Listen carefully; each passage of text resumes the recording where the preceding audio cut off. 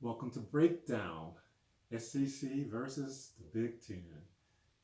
Today is Tuesday, September the 28th, 2021. JJ, we're 4 weeks into the college football season.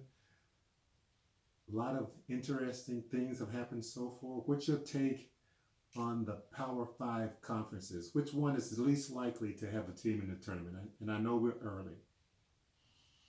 I think as of now, the conference least likely to have a team in the tournament would be a conference that's had a team in the last four tournaments. Specifically, one team in specific, that's Clemson. I don't think the ACC is in position to make the, the playoff at this point.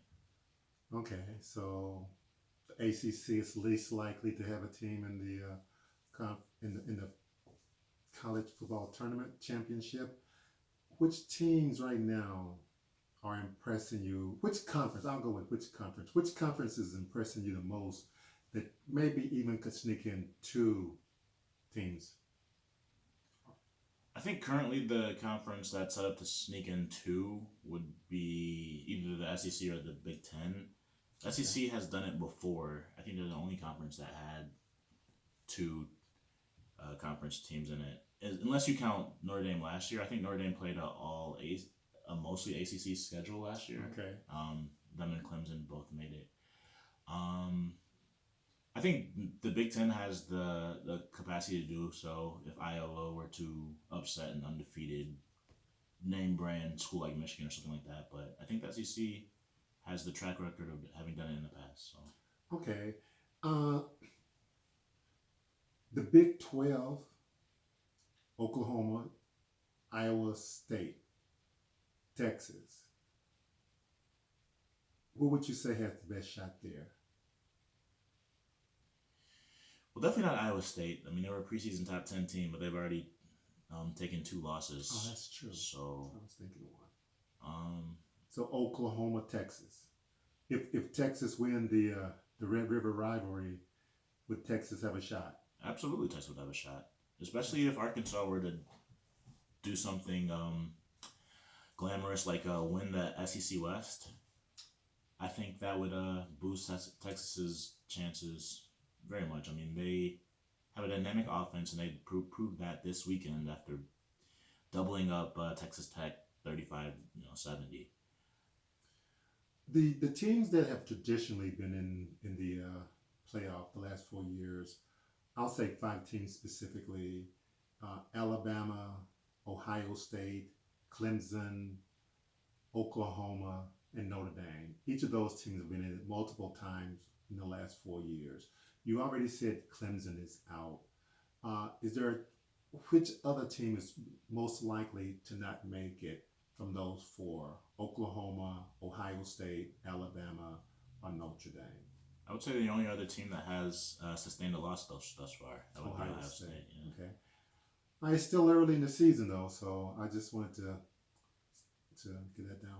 I want to talk, JJ, a little bit about specifically about the SEC and the Big Ten team. I'm sitting here looking at the schedule for the Big Ten and the SEC, and I see both teams have five undefeated teams right now at week four.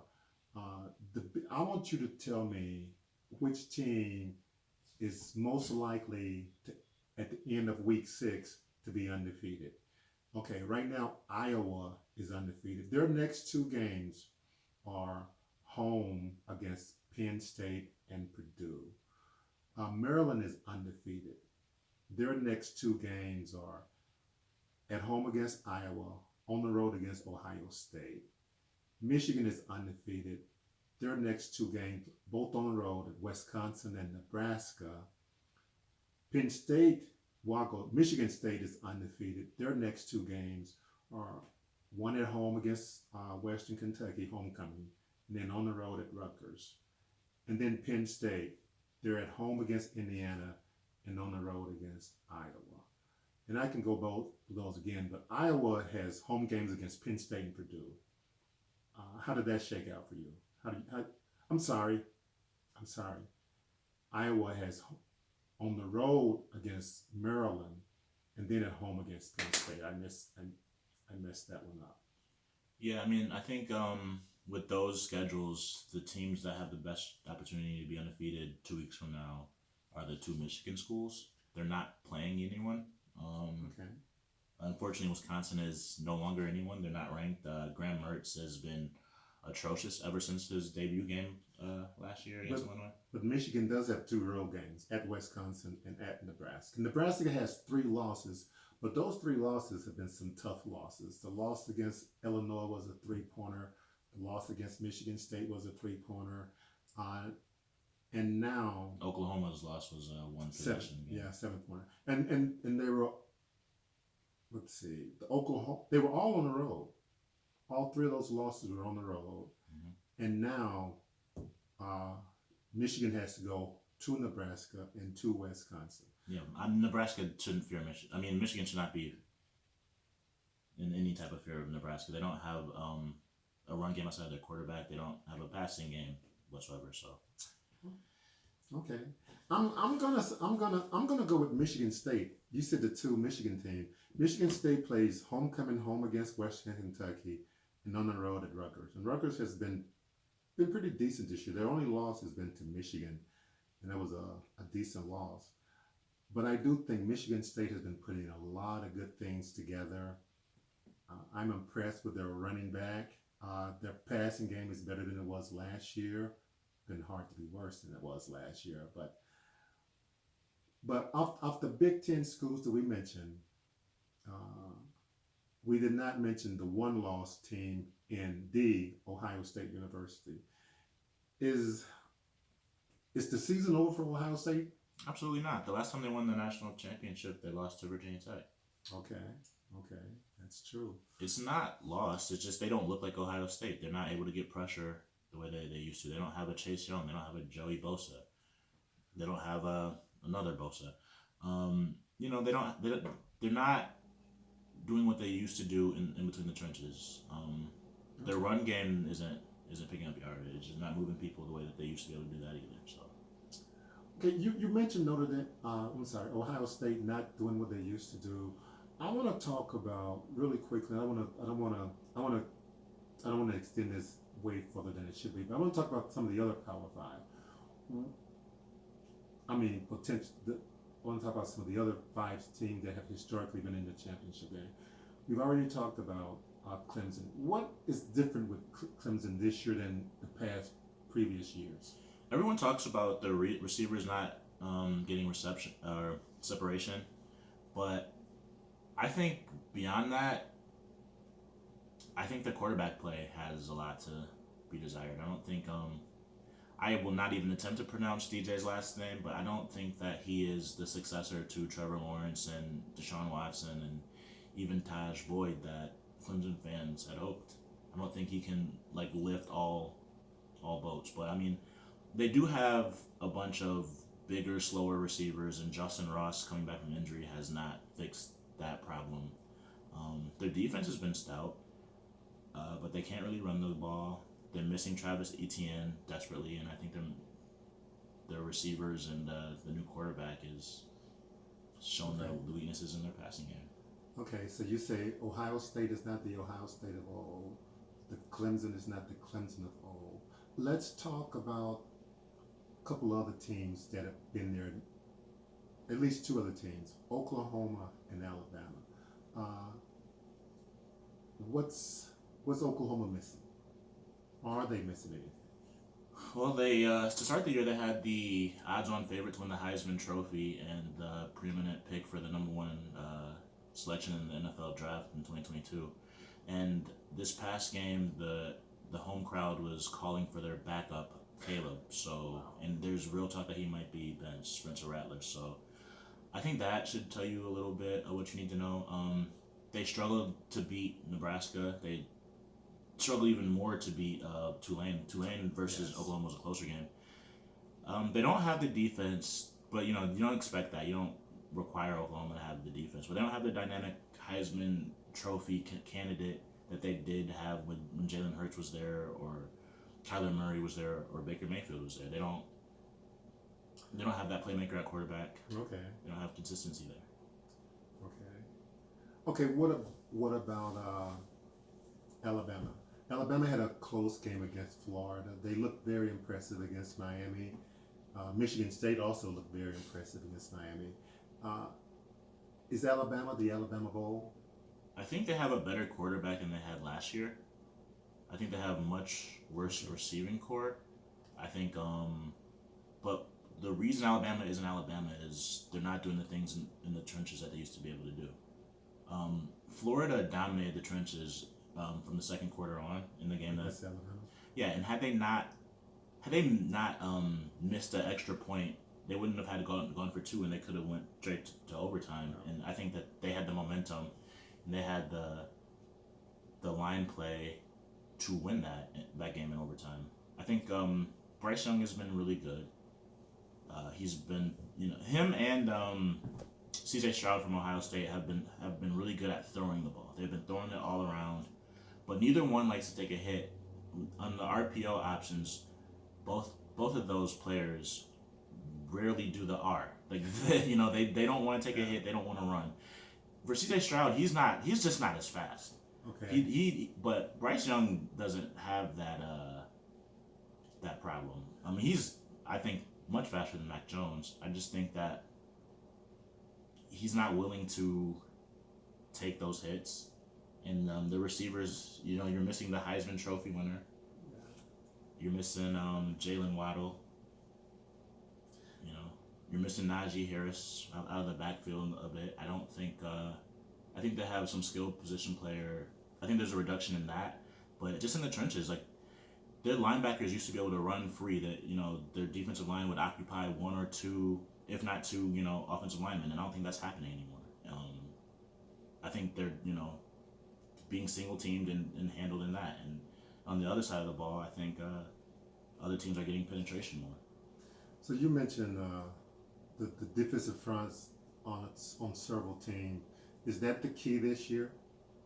I mean, I think it's for the traditionally strong teams, that their defenses are not as powerful as they used to be. I think the run game and the defensive line is something that you can like I don't know, set a watch to. Like that's something that's reliable. Like the passing game can ebb and flow. You're not always gonna have the matchup that you want necessarily with the passing game, but like something that shows up, should travel every week and show up no matter the conditions, no matter the weather, no matter the temperature, should be your defense and your run game. And I think that is a prime example why Alabama doesn't look Alabama, why Ohio State doesn't look Ohio State. Okay, and Oklahoma doesn't look Oklahoma. Well, Oklahoma never had a defense. They just, asked their quarterback to cover up all ills. But they don't have a mobile quarterback anymore. They don't have Kyler Murray. They don't have Jalen Hurts. And they don't have a consistent downfield passing game. So. Okay. Even though this team is not in the SEC nor the Big Ten, speak on Notre Dame for me, because they're in Big Ten country and they are undefeated. They struggled a little bit early in the season. First game of the year to go into overtime. Against a very bad Florida State team. Yes, Florida State team that has not won a game. What's your take on Notre Dame? Notre Dame looks exactly like they did last year. They struggled in parts last year. I think Louisville won 3 or 4 games last year, and Notre Dame beat them 12-7. I think that's what Notre Dame does. They grind games out. It was a tie game with Wisconsin going into the fourth quarter, and then I think the final score was 41-13. Okay. Notre Dame has a stout defense. They run the ball pretty well. They have game managers at quarterback. When's the last time they've had a dynamic playmaker at quarterback? Ian Book was a reliable game manager, but he was a game manager.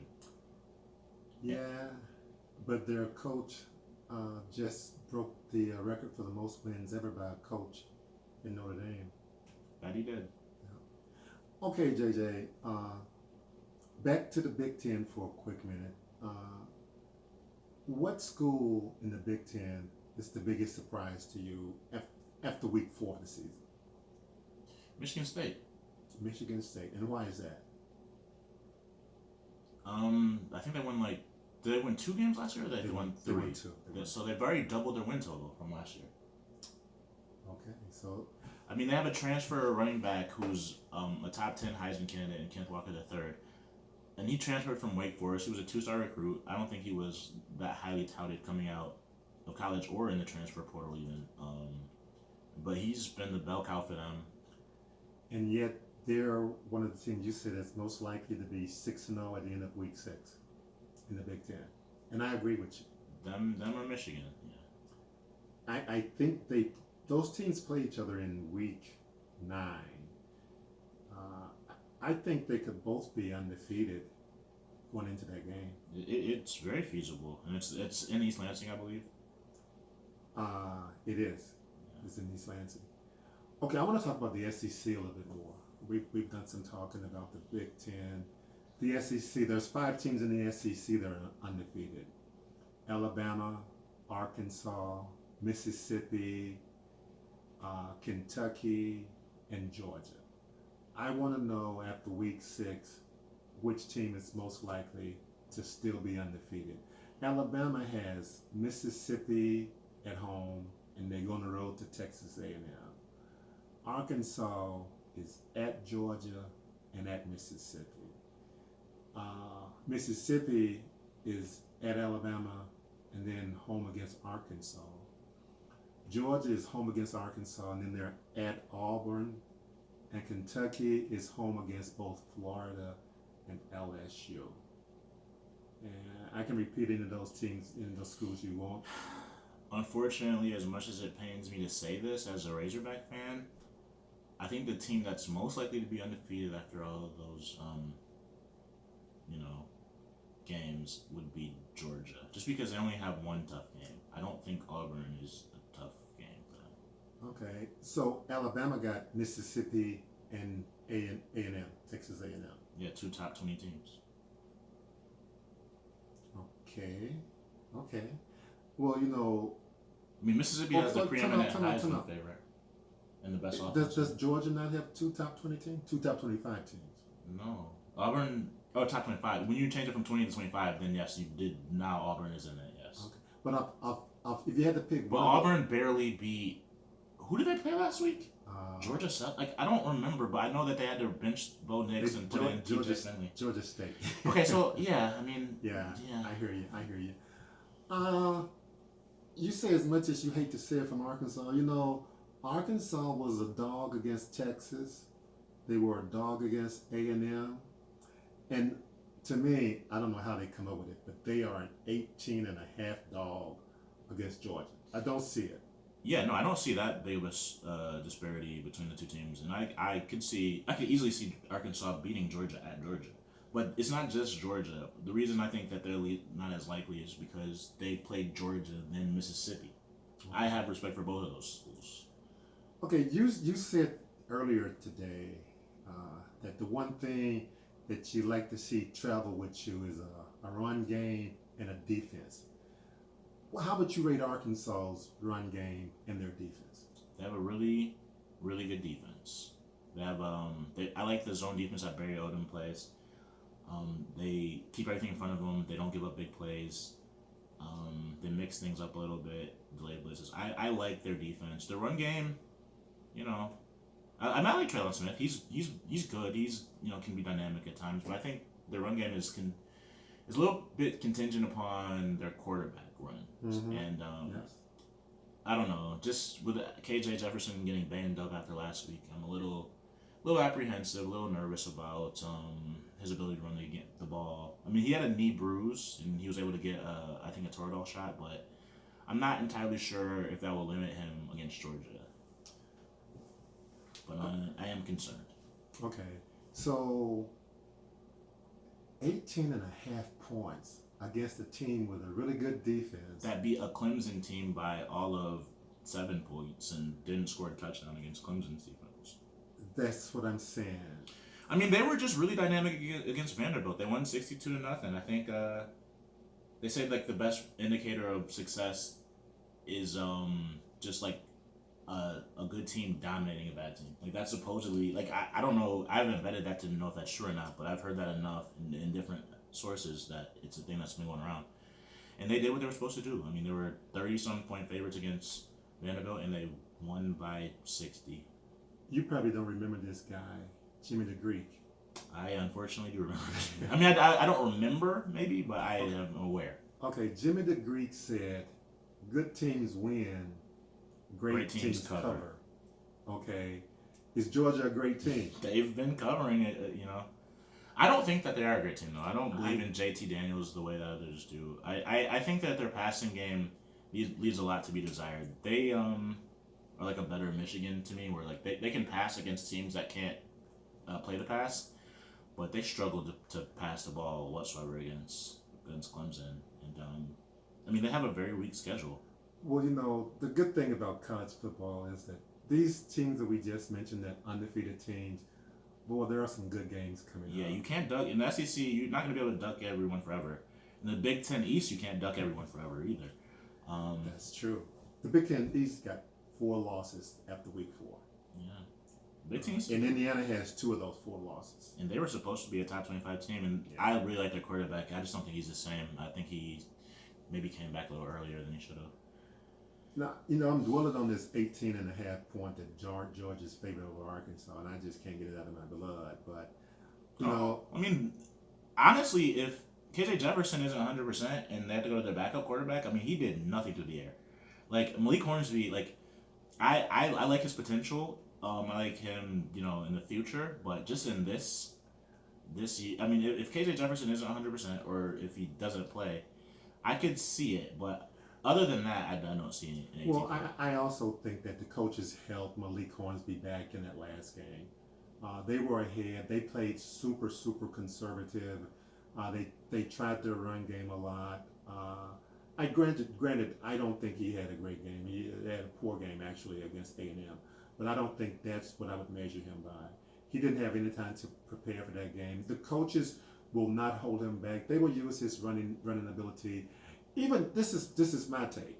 Even with KJ Jefferson on the bench, Georgia's not an 18.5 point better team than Arkansas. I do when it's a freshman quarterback's first start in Athens. Okay. I think when you put all of that together, I think by the end of the year, no. I think Malik Hornsby, provided he gets the reps, I think that he can do better than he showed. With different play calling and everything like that. But it's just college football. There's some things that hold true, and it's hard for someone with no experience to go into an environment like Athens. And while I do think Georgia has an overrated offense, I don't think that the defense is overrated. And I don't know. I'm not as optimistic, I guess. Okay, I understand. I'm gonna date myself right now, but you mentioned freshmen, and I remember, I believe it was 2005. Arkansas went into Athens, Georgia, and a freshman running back ran wild. And I mean ran wild. His name was D-Mac. And so I'm just saying they can take, and he was a true freshman. Malik Hornsby is a redshirt freshman. Well, there's a lot less responsibility. I mean, that's a completely different situation. That's a different Georgia team, coach with a different coach. I know. And I know. I'm just bringing that up because I know a little bit of history. No, I mean I'm always Mississippi. How they're undefeated right now, although they've only played 3 games. Their next 2 games is at Alabama and home against Arkansas. Will they be 5-0 at the end of week 6? I mean, if they are, you might as well just give Matt Corral the Heisman. Just seal it, send it to him, and wrap it up. No need to invite other people to New York. I think 2 top 10 wins like that. I think it's hard to say. I mean, they're going to be underdogs against Alabama. Okay. Will they be underdog against Arkansas? If Arkansas make a decent showing against Georgia, and if Arkansas defeats Georgia, we know what that will be. Arkansas will be at home.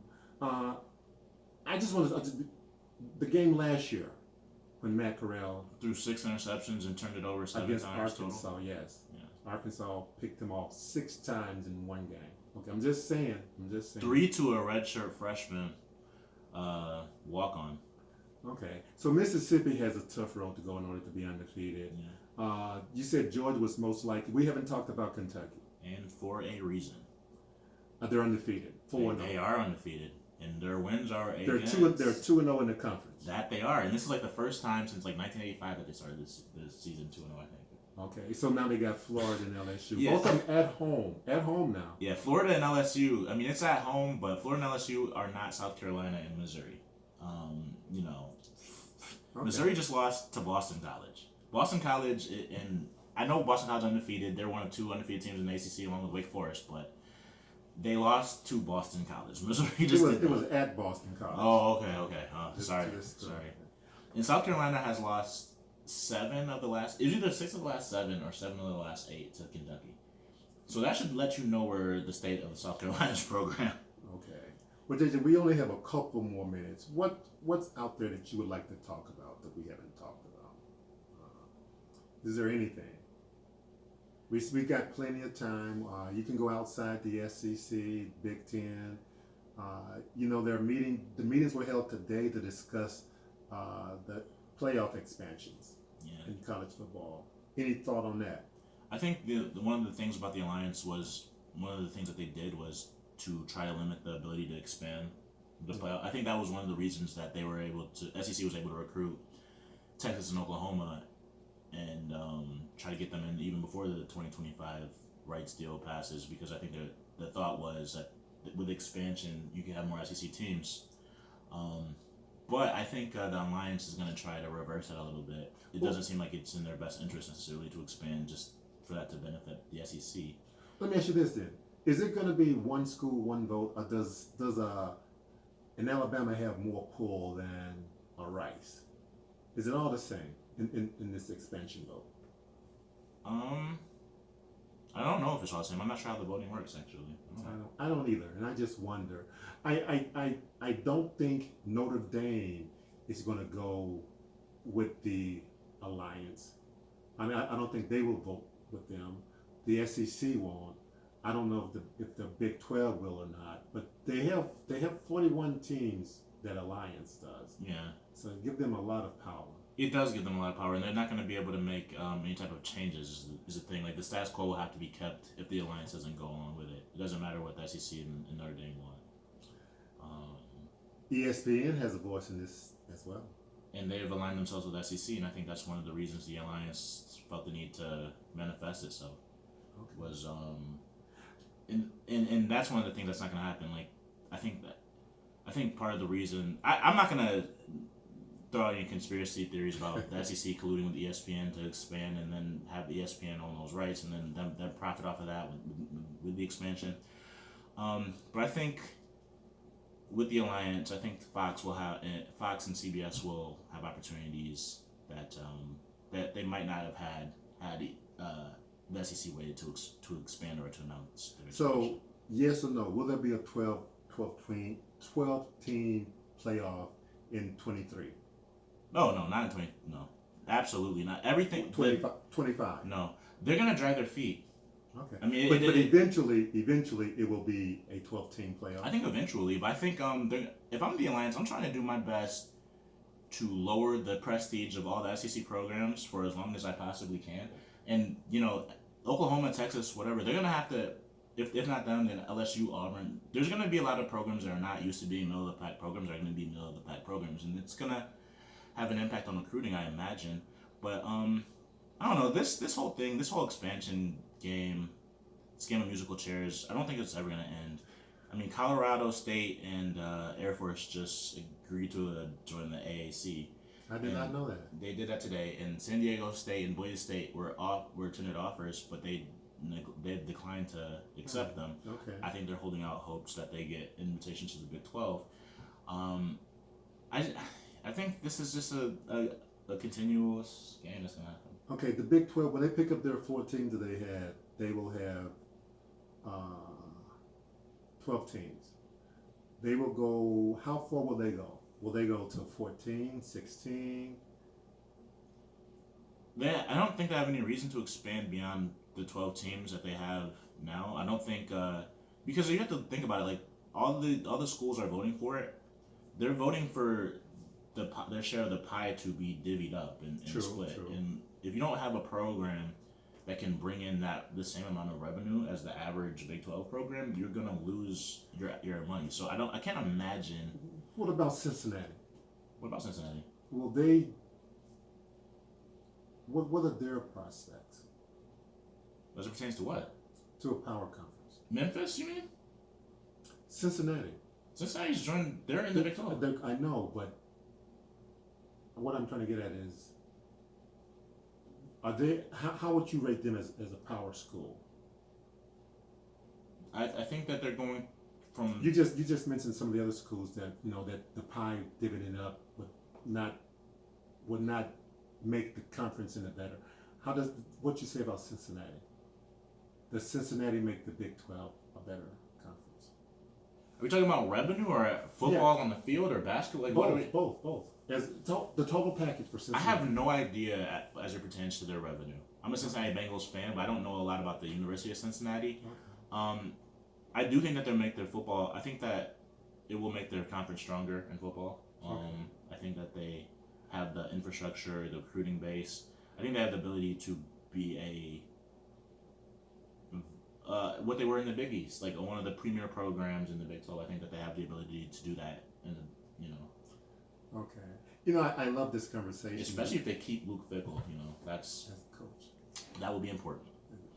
I love this conversation we've had today. I love college sports, and it's just going to get more and more interesting as the season continues to progress. I am so looking forward to this coming Saturday at 12 o'clock Eastern Daylight Saving Time when they put the ball in the air in Athens, Georgia. All I can say right now is WPS, Whoopixley, go Hogs. Peace. Everybody else. See you next time on Breakdown. Thank you.